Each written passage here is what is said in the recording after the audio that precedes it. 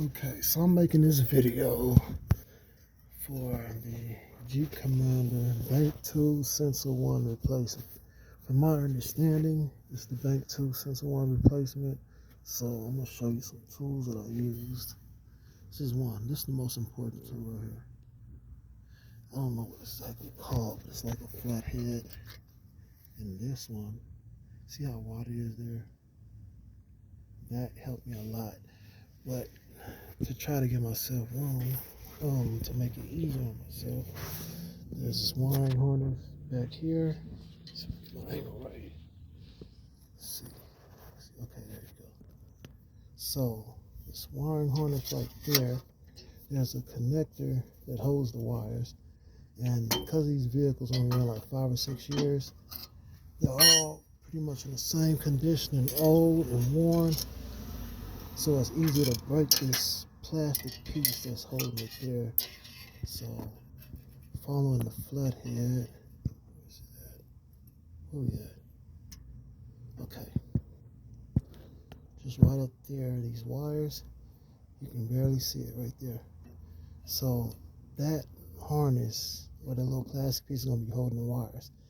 Now, because they're older, you can pry that open and break it and do the same thing back here with the Bank 261 connection, because on the back side of it is also give me a second, I'm sorry.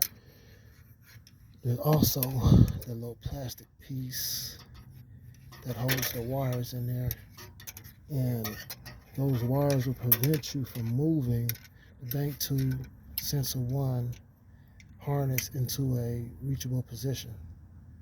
Now, see, the problem with this sensor and the harness, the connector harness, is that it's behind the transmission fluid dipstick pipe right here. It's on that back side.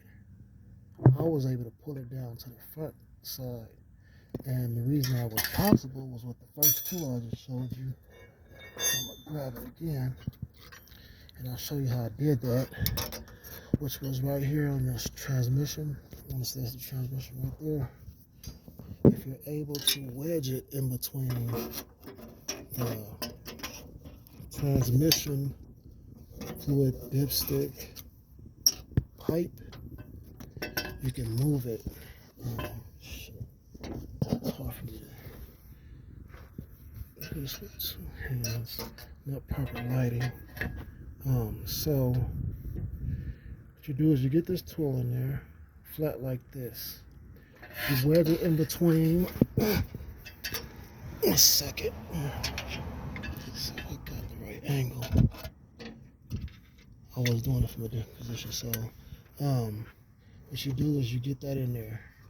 You see that it's flat right here? You wedge it, push it in straight. You wedge it between the pipe. Make sure I'm not getting these wires, because I don't want that to happen. Right? Okay. So I'm going to position it first and I'll show you. So you wedge it in between the pipe and the transmission fluid dipstick pipe, and as you tug on it, you don't tug on it, but you pry it open, and at the same time you want to have your hands or whatever on the Bank 2 Sensor 1 wire right here. Pull down on it as you move the pipe to release it, to get it down to a position you can manage. See how it moves? Boom. So with it being sideways, turn like this, right in between this first part, because that gives you more leverage.